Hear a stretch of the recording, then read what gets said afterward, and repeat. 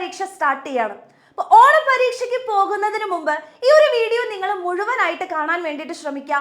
Maximum എക്സാമിന് പോകുന്ന tension അടിച്ചിരിക്കുന്ന നിങ്ങളുടെ ഫ്രണ്ട്സിന് എല്ലാവർക്കും ഈ ഒരു വീഡിയോ നിങ്ങൾ ഷെയർ ചെയ്ത് കൊടുക്കുക.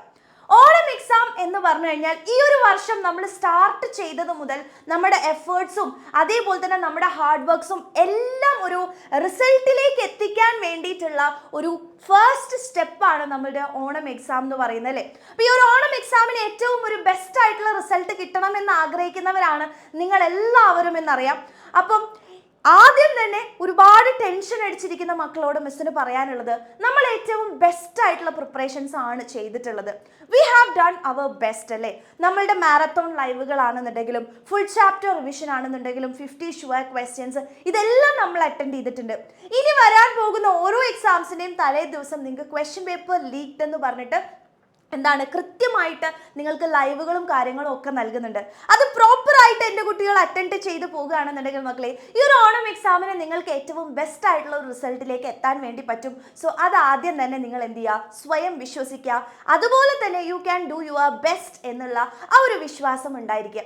ഇനി നെക്സ്റ്റ് കാര്യം എന്ന് പറഞ്ഞു കഴിഞ്ഞാൽ നമ്മുടെ എക്സാമിന് പോകുന്നതിന് മുമ്പ്, എക്സാം ഹാളിലേക്ക് പോകുന്നതിന് മുമ്പ്, എക്സാം എഴുതുന്ന സമയത്ത് നമ്മൾ എന്തൊക്കെയാണോ ഒന്ന് ശ്രദ്ധിച്ചിരിക്കേണ്ടതെന്നും കൂടെ ജസ്റ്റ് മിസ് ഒന്ന് പറഞ്ഞുതരാം.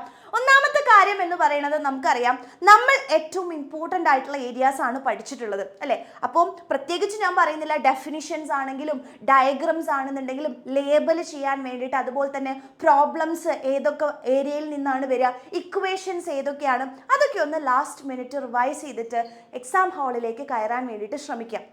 ഓക്കെ, അപ്പം ഏറ്റവും ഇമ്പോർട്ടൻ്റ് ആയിട്ട് ആ ഒരു ഫൈനൽ ദിവസം നിങ്ങളൊരു റിവിഷൻ, അല്ലെങ്കിൽ രാവിലെ എണീറ്റ്, നമുക്കറിയാം നിങ്ങൾക്ക് ഞങ്ങൾ രാവിലെ ബൂസ്റ്റർ റിവിഷനും കാര്യങ്ങളൊക്കെ തരുന്നുണ്ട്. അപ്പോൾ അതിലൂടെ ഈ കാര്യങ്ങളെല്ലാം ഒന്ന് റിവൈസ് ചെയ്യാൻ വേണ്ടിയിട്ട് ആദ്യം ശ്രമിക്കാം.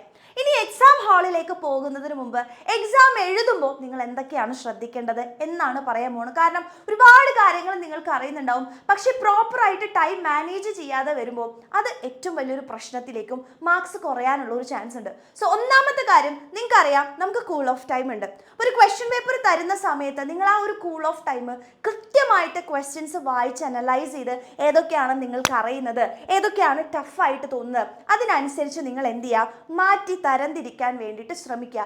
ഏത് ഓർഡറിലാണ് നിങ്ങൾ ഈ ഒരു ക്വസ്റ്റ്യൻ പേപ്പറിൽ ക്വസ്റ്റ്യൻസ് അതായത് നിങ്ങൾ ആൻസർ എഴുതുന്ന സമയത്ത് എങ്ങനെയാണ് ഫസ്റ്റ്, ഒരിക്കലും ആദ്യം മനസ്സിലാക്കേണ്ട കാര്യം എന്ന് വെച്ചാൽ 1, 2, 3, 4 എന്ന് പറഞ്ഞിട്ട് ക്വസ്റ്റ്യൻസ് ആൻസർ ചെയ്യേണ്ട ആവശ്യമില്ല. അപ്പോൾ ഏതൊക്കെയാണോ നിങ്ങൾക്ക് ആദ്യം അറിയാം അത് ആദ്യം എഴുതാൻ വേണ്ടി നോക്കുക, ടഫ്നെസ്സിനനുസരിച്ചിട്ട് ചെയ്യുക. അപ്പോൾ അത് നിങ്ങൾ ചെയ്തു വെക്കേണ്ടത് കൂൾ ഓഫ് ടൈമിലാണ് കേട്ടോ. ഇനി രണ്ടാമത്തെ കാര്യം എന്ന് പറയുന്നത്, ക്വസ്റ്റ്യൻസ് പ്രോപ്പറായിട്ട് വായിക്കുക. പെട്ടെന്നൊരു പകുതി ക്വസ്റ്റ്യൻ വായിക്കുമ്പോഴേക്കും ഇതെനിക്ക് അറിയാലോ എന്ന് പറഞ്ഞ് ചാടി കയറി എഴുതാതിരിക്കുക. കാരണം എന്താണെന്ന് വെച്ച് കഴിഞ്ഞാൽ ചിലപ്പോൾ അതിൽ ട്വിസ്റ്റ് ചെയ്തിട്ടായിരിക്കും ക്വസ്റ്റ്യൻസ് ചോദിച്ചിട്ടുണ്ടാവുക. അപ്പോൾ ഉറപ്പായിട്ടും ക്വസ്റ്റ്യൻസ് പ്രോപ്പറായിട്ട് വായിക്കാൻ വേണ്ടിയിട്ട് ശ്രമിക്കുക കേട്ടോ. ഇനി അടുത്തത് നമ്പർ ഓഫ് പേജസ്, അതായത് ക്വസ്റ്റ്യൻ പേപ്പറിൽ പലപ്പോഴും എനിക്ക് വരെ ഒരു പ്രാവശ്യം നടന്നിട്ടുണ്ട്, ഒരു പേജ് കാണാതെ പോവുക ക്വസ്റ്റ്യൻ പേപ്പറിൽ. അങ്ങനത്തെ അവസ്ഥകൾ വരുത്താതിരിക്കുക. ഇപ്പോൾ ക്വസ്റ്റ്യൻ പേപ്പറിലാണെന്നുണ്ടെങ്കിലും കൃത്യമായിട്ട് എല്ലാ പേജുകളും വായിച്ചു നോക്കാൻ വേണ്ടിയിട്ടും എത്ര പേജസ് ഒക്കെ ഉണ്ട് എന്നുള്ളത് നോക്കി വെക്കാൻ വേണ്ടിയിട്ട് ശ്രമിക്കുക കേട്ടോ. അടുത്തത് ടൈമാണ്. അതായത് മാർക്സിനനുസരിച്ചിട്ടേ ആൻസർ എഴുതേണ്ട ആവശ്യമുള്ളൂ. ഒരു മാർക്കിനാണെന്നുണ്ടെങ്കിൽ ചിലപ്പോൾ സ്റ്റേറ്റ്മെൻറ്റ് ബേസ്ഡ് ചോദ്യമാണെങ്കിൽ അതിൻ്റെ കൃത്യമായിട്ടുള്ള ഓപ്ഷൻ സെലക്ട് ചെയ്യാം. ഇനി ഫിൽ ഇൻ ദ ബ്ലാങ്ക്സ് ആണെന്നുണ്ടെങ്കിൽ ഒറ്റ വാക്കിൽ എഴുതാം. അപ്പോൾ 1 മാർക്കൊക്കെ ആണെങ്കിൽ അത്രേ എഴുതാനുണ്ടാവുള്ളൂ. 2 മാർക്സ് ആണെങ്കിൽ, ഡെഫിനിഷൻ ആണെങ്കിൽ ക്രിസ്പായിട്ട് അത് എഴുതി കൊടുക്കുക, ഒരു 2-3 ലൈൻസിൽ എഴുതി കൊടുത്താൽ മതി. 3 മാർക്സും 4 മാർക്സിലേക്കൊക്കെ വരുമ്പോൾ നിങ്ങൾക്ക് ABC എന്ന് പറഞ്ഞിട്ടുള്ള സ്പ്ലിറ്റ് ചെയ്തുകൊണ്ടുള്ള ചോദ്യങ്ങളൊക്കെ ആയിരിക്കും ഉണ്ടാവുക. സോ മാർക്സിനനുസരിച്ച് എഴുതുക. ആ ചോദ്യം എനിക്ക് അറിയാലോ, എനിക്ക് കുറേ അറിയാമെന്ന് വിചാരിച്ച് എത്ര വലിച്ചു വാരി നിങ്ങൾ പേജസ് എഴുതിയാലും അതിന് മാർക്ക് കിട്ടാൻ പോണത് 1 മാർക്കായിരിക്കും. സോ ടൈം മാനേജ് ചെയ്യാൻ ഏറ്റവും ഇമ്പോർട്ടൻ്റ് ആയത് മാർക്സിനനുസരിച്ച് നിങ്ങൾ എഴുതാൻ വേണ്ടിയിട്ട് ശ്രമിക്കുക കേട്ടോ. അടുത്ത കാര്യം എന്ന് പറയുന്നത്, ഇമ്പോർട്ടൻ്റ് ആയിട്ടുള്ള പോയിന്റ്സ് ഏതെങ്കിലും തോന്നുകയാണെങ്കിൽ അത് അണ്ടർലൈൻ ചെയ്ത് വെക്കുകയാണെങ്കിൽ ടീച്ചറിന് പെട്ടെന്ന് അത് കറക്റ്റ് ചെയ്യുമ്പോൾ കാണാൻ വേണ്ടി പറ്റും. സോ ദാറ്റ് നിങ്ങൾക്ക് പെട്ടെന്ന് മാർക്ക് കിട്ടാൻ വേണ്ടി ശ്രമിക്കും. സോ അണ്ടർലൈൻ ചെയ്യാൻ പറ്റുന്നതൊക്കെ കൃത്യമായിട്ട് അണ്ടർലൈൻ ചെയ്യുക, ഇമ്പോർട്ടൻറ്റ് പോയിന്റ്സ് കേട്ടോ. ഇനി അടുത്തത് കാൽക്കുലേഷൻസ് ഒക്കെ നമുക്ക് ഫിസിക്സും മാത്സിലൊക്കെ നമുക്ക് കുറേ കാൽക്കുലേഷൻസ് ചെയ്യാണ്ടല്ലേ. അപ്പോൾ കാൽക്കുലേഷൻസ് ചെയ്യുന്ന സമയത്ത് നിങ്ങൾ എന്ത് ചെയ്യുക, സ്റ്റെപ്പുകൾ എഴുതിയിട്ട് തന്നെ ചെയ്യാൻ വേണ്ടിയിട്ട് നോക്കുക. കാരണം സ്റ്റെപ്സിന് മാർക്ക് ഉണ്ടായിരിക്കും. സോ സ്റ്റെപ്സ് എഴുതാതിരിക്കരുത്. സ്റ്റെപ്സ് കൃത്യമായിട്ട് എഴുതിയിട്ട് തന്നെ ആൻസർ ചെയ്യുക കേട്ടോ. അടുത്തത് അവസാനം നിങ്ങളൊരു 5 മിനിറ്റ്സ് എങ്കിലും നിങ്ങൾ എന്ത് ചെയ്യണം, ബാക്കി വെക്കുന്ന രീതിയിൽ വേണം എക്സാംസ് എഴുതി തീർക്കാൻ. എന്നിട്ട് ലാസ്റ്റ് ഒന്ന് ചെക്ക് ചെയ്യുക, ക്വസ്റ്റ്യൻ്റെ നമ്പർ ഇട്ടിട്ടില്ലേ, അതേപോലെ തന്നെ കൃത്യമായിട്ട് തന്നെയല്ലേ എഴുതിയിട്ടുള്ള, ഏതെങ്കിലും മിസ് ഔട്ട് ചെയ്ത് പോയിട്ടുണ്ടോ എന്നുള്ളത് ചെക്ക് ചെയ്യാൻ ഒരു 5 മിനിറ്റ്സ് നിങ്ങൾ അവിടെ കൊടുത്തേ പറ്റുള്ളൂ കേട്ടോ. അപ്പോൾ ലാസ്റ്റ് മിനിറ്റ് എന്ത് ചെയ്യുക, കൃത്യമായിട്ട് ഒന്ന് ചെക്ക് ചെയ്യുക. അതേപോലെ തന്നെ നമുക്കറിയാം എല്ലാ ചോദ്യങ്ങളും ചിലപ്പോൾ നമുക്ക് അറിയണമെന്നില്ല. ചില ഡിഫിക്കൽട്ട് ആയിട്ടുള്ള ക്വസ്റ്റ്യൻസ് ഉറപ്പായിട്ടും നമ്മുടെ ക്വസ്റ്റ്യൻ പേപ്പർ ഉണ്ടായിരിക്കും. സോ അത് കണ്ട് നിങ്ങൾ പാനിക് ആയിട്ട് ഉള്ളതും കൂടെ നഷ്ടപ്പെടുത്തല്ല ചെയ്യേണ്ടത്. ഡിഫിക്കൽട്ട് ആണെന്ന് തോന്നുകയാണെങ്കിൽ അതിനെ സ്കിപ്പ് ചെയ്യുക. എന്നിട്ട് അറിയുന്ന ചോദ്യങ്ങൾ എഴുതിയിട്ട് കുറച്ച് കാമായതിനു ശേഷം തിരിച്ചു വന്നിട്ട് സമാധാനപൂർവ്വം വായിക്കുക. നിങ്ങൾക്ക് കിട്ടുന്നുണ്ടായിരിക്കും. ഓക്കെ, ഇനി ഇല്ല എന്നുണ്ടെങ്കിൽ എന്തൊക്കെയാണോ ക്വസ്റ്റ്യൻ പേപ്പറിൽ തന്നിട്ടുള്ളത് ആ ഡാറ്റാസ് എല്ലാം എഴുതി വെക്കുക.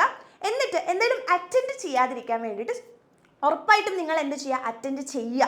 ഓക്കെ, അറ്റൻഡ് ചെയ്യാതിരിക്കരുത് എന്ന് തന്നെയാണ് പറയാനുള്ളത്. ഡിഫിക്കൽട്ട് ആണെങ്കിൽ പോലും എന്തെങ്കിലുമൊക്കെ അവിടെ എഴുതി വെക്കാൻ വേണ്ടിയിട്ട് നിങ്ങൾ ശ്രമിക്കുക കേട്ടോ. റെഡി? ഇനിയിപ്പോൾ എങ്ങനെ ഔട്ട് ഓഫ് സിലബസോ ഭയങ്കര ഡിഫിക്കൽട്ടൊക്കെ ആണെങ്കിൽ ചിലപ്പോൾ ടീച്ചേഴ്സ് അറ്റൻഡ് ചെയ്തതിന് മാർക്ക് തരുന്നുണ്ടാവും. അപ്പോൾ അതുകൂടെ ഒന്ന് ശ്രദ്ധിക്കുക.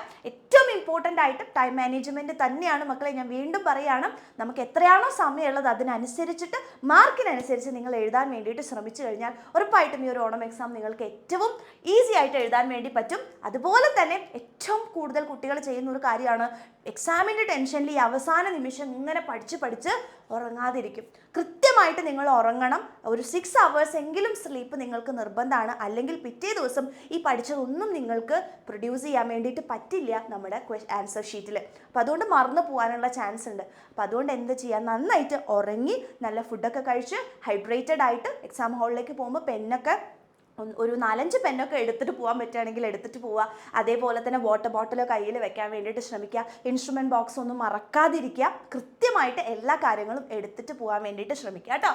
ഓക്കെ, അതുപോലെ തന്നെ ഇനിയുള്ള ദിവസങ്ങളിൽ നിങ്ങൾക്ക് നമ്മുടെ മാരത്തോണുകളും കാര്യങ്ങളും ഒക്കെ ഉണ്ടായിരിക്കും. സോ നമ്മളിത് ഒരുമിച്ച് ഈ ഒരു ഓണം എക്സാമിന് ഏറ്റവും ബെസ്റ്റ് ആയിട്ടുള്ള ഒരു മാർക്കിലേക്ക് നിങ്ങൾ എത്തിപ്പിക്കാൻ ഫിസിക്സ് വാലയുണ്ട്. So let's do this together എന്നാണ് പറയാനുള്ളത്. ഇനിയുള്ള എല്ലാ മാരത്തോണുകളും കൃത്യമായിട്ട് അറ്റൻഡ് ചെയ്യുക. ക്വസ്റ്റ്യൻസ് എല്ലാം നമ്മൾ പറഞ്ഞതാടാ ഓണം എക്സാമിന് വരുള്ളൂ. ഓക്കെ, അപ്പം നാളെ എക്സാം എഴുതാൻ പോകുന്ന എൻ്റെ എല്ലാ മക്കൾക്കും all the very best. Confident ആയിട്ട് സ്മൈലോട് കൂടെ പോയിട്ട് എഴുതാൻ. ചെറിയ ടെൻഷനൊക്കെ ഉണ്ടായിരിക്കും, ഇല്ല എന്നൊന്നും ഞാൻ പറയുന്നില്ല. പക്ഷെ എന്നിരുന്നാലും ആ ടെൻഷൻ നല്ലതിനാണ് കേട്ടോ. അങ്ങനെ ചിന്തിക്കുക, ഓവർ ടെൻഷനിലേക്ക് പോവാതിരിക്കുക. നല്ലപോലെ കാമായിട്ട് ക്വസ്റ്റ്യൻ പേപ്പർ വായിച്ച് ഏറ്റവും അടിപൊളിയായിട്ട് എഴുതുക. നമ്മുടെ ഫിസിക്സ് വാലയിലുള്ള ഓരോ ടീച്ചേഴ്സും പറഞ്ഞിട്ടുള്ള ക്വസ്റ്റ്യൻസ് നിങ്ങൾക്ക് ആ ക്വസ്റ്റ്യൻ പേപ്പറിൽ കാണാൻ പറ്റും. ഓക്കെ, അപ്പം all the very best, love you all. And exam കഴിഞ്ഞ് വന്നിട്ട് ഇതിൻ്റെ താഴെ എങ്ങനെ ഉണ്ടായിരുന്നു എക്സാം എന്നുള്ളതും കൂടെ ഒന്ന് കമൻറ്റ് ചെയ്യാം കേട്ടോ. ഓക്കെ, അപ്പോൾ ഓൾ ദി വെരി ബെസ്റ്റ്.